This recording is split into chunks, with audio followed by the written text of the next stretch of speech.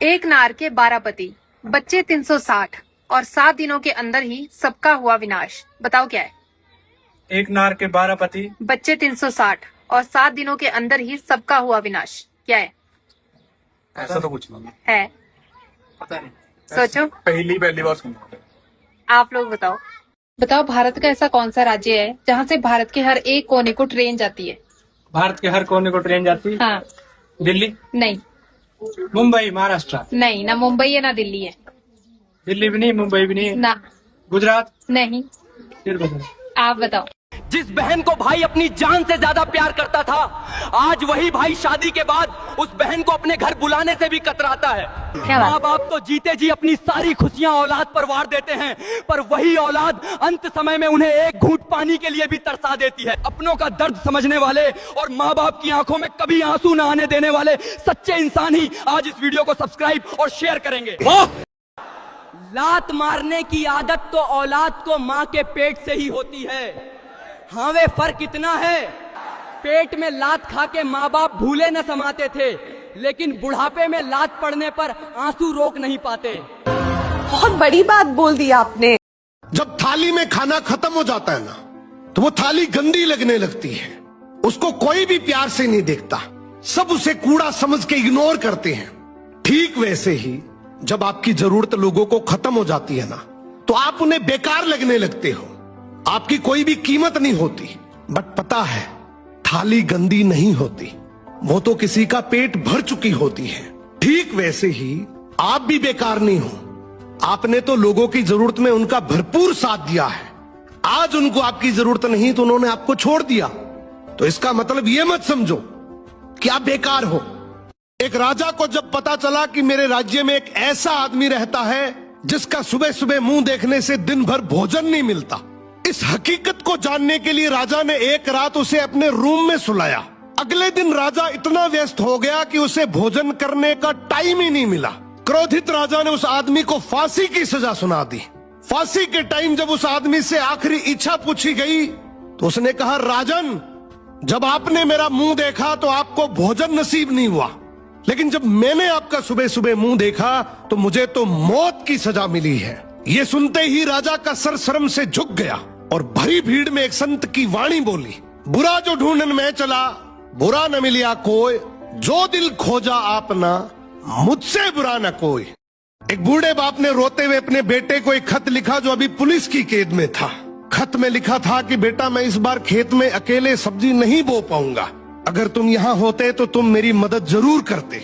बेटे ने उस खत का जवाब देते हुए एक दूसरा खत लिखा कि पिताजी, आप उस खेत को खोदने की सोचना भी मत, क्योंकि मैंने चोरी का सारा सामान अपने खेत में ही दबा रखा है।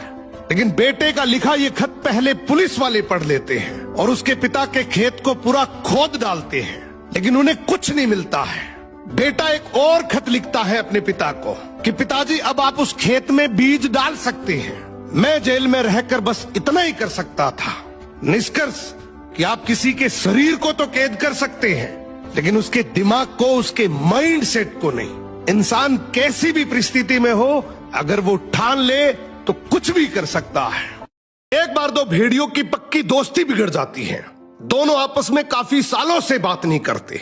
इनमें से एक भेड़िया एक दिन अपनी फैमिली के साथ कहीं जा रहा होता है, तभी अचानक उसके और उसकी फैमिली पर कुत्तों के एक झुंड ने हमला कर दिया। ये देखकर दूसरा भेड़िया भाग कर आया और कुत्तों को चीर कर भगा दिया और वापस उसी जगह जाकर बैठ गया। ये देखकर भेड़िए के बच्चे ने हैरानी से पूछा, पापा, आप तो अंकल से काफी सालों से बात नहीं कर रहे, फिर भी आज हमारी मदद कैसे की? तो इस भेड़िए ने अपने बच्चे को एक बहुत प्यारा जवाब दिया कि बेटा, मान लिया अभी हमारी दोस्ती में दरार है, लेकिन हमारी दोस्ती इतनी भी कमजोर नहीं है कि बीच में कुत्ते फायदा उठा ले।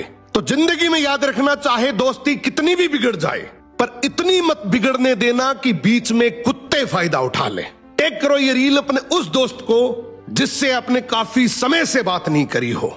एक सरकारी विभाग में दो अधिकारी थे, राजेश और विमल। दोनों का पद सेम था, सैलरी सेम थी, लेकिन दोनों की लाइफस्टाइल में जमीन आसमान का अंतर था।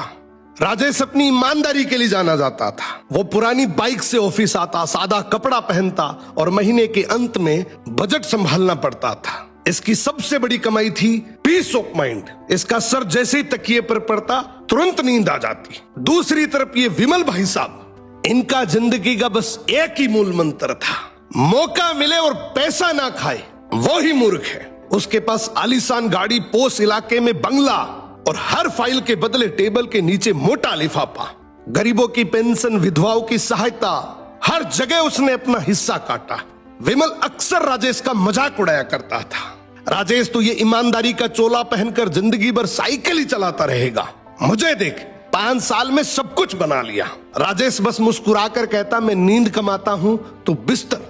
अब कर्म का हिसाब देर से खुलता है, लेकिन जब खुलता है तो ब्याज सहित लौटता है। विमल के बेटे का जन्मदिन था, तोहफे में उसने बेटे को एक महंगी सुपर बाइक दी, वही बाइक जो रिश्वत के पैसों से खरीदी गई थी। उसी रात बेटा नशे में बाइक चला रहा था, भीषण एक्सीडेंट हुआ।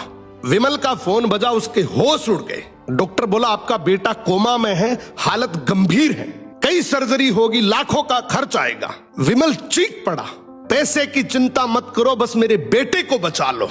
उसने बेटे के इलाज में अपनी सारी काली कमाई लगा दी, महंगी दवाइयां, विदेशी डॉक्टर, लेकिन जिस बेटे के लिए उसने पाप की कमाई जमा की थी वो बच नहीं सका। जो पैसा दूसरों के आंसुओं से आया था, आज उसके अपने आंसू भी नहीं पहुंच सका। बेटे की मौत के बाद घर उजड़ गया, पत्नी डिप्रेशन में चली गई। विमल को दिल का दौरा पड़ा, बंगला फूटा, मकान बन गया। पैसा अब दवाई और वकीलों की फीस में जा रहा था। और एक दिन अचानक राजेश से मुलाकात हुई। विमल रोते हुए बोला, राजेश तू बिल्कुल सही था, मैंने जहर इकट्ठा किया था और उसी जहर ने मेरा घर जला दिया। भभकती आवाज में बोला, यार मैं अपने बेटे का कातिल हूं। जिंदगी में याद रखना, हराम की कमाई हराम के रास्ते से ही जाती है। ये रील टैग करो उस दोस्त को जो सरकारी कर्मचारी है, अगर वो ईमानदार है तो इस रील को देखने के बाद वो बहुत खुश होगा। जो लड़के सुंदर बीवी ढूंढना चाहते हैं उनके लिए तुम क्या कहना चाहोगे? जो लड़के सुंदर बीवी ढूंढना चाहते हैं उनको ये बोलना चाहूंगी, देखो बेटा याद रखना, सुंदर घर के दरवाजे हमेशा बड़े होते हैं, तुम कब अंदर जाके बाहर आ जाओगे तो घंटा पता नहीं चलेगा। अच्छा शिव, सबसे ज्यादा कैल्शियम किसके दूध में होता है? औरत के दूध में। वो कैसे? उसमें मुंह लगाते ही जिस्म के उन हिस्सों में भी जान आ जाती है जिनमें हड्डी तक नहीं होती। Excuse me madam. हाँ जी। आप पर कितने बच्चे हैं? 1 दर्जन। आपकी तो जमीन बड़ी उपजाऊ है। सुना, जमीन उपजाऊ नहीं, मेरा किसान मेहनती है, पूरी पूरी रात लगा रही है। एक पुजारी ने शादीशुदा लड़की से पूछा कि तुम लड़की लोग मांग में सिंदूर क्यों लगाती हो? तो लड़की बोली, देखिए पुजारी जी, हम लोग सिंदूर इसलिए लगाते हैं ताकि कोई भी लड़का को ध्यान जाए तो उसको याद रहे कि जिस प्लॉट पर उसका नजर है उसका भूमि पूजन हो चुका है। अभी देश में 2 की लाइन लगी है, धुरंधर और सिलेंडर। धुरंधर वाली लाइन को विपक्ष नहीं मान रहा है और सिलेंडर वाली लाइन को सरकार नहीं मान रही है। सुनो जी। हाँ, गैस खत्म हो गया है, भरवा दो। अरे अभी गैस मिल नहीं रहा है, ऐसा करो तुम चूल्हे में आग लगा दो। अरे चूल्हे में आग नहीं लगती मुझसे। अरे घर में तो बहुत जल्दी आग लगा देती हो।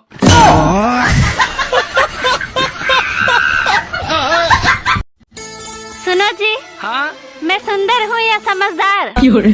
अरे ना तुम सुंदर हो और ना ही समझदार। क्या मतलब?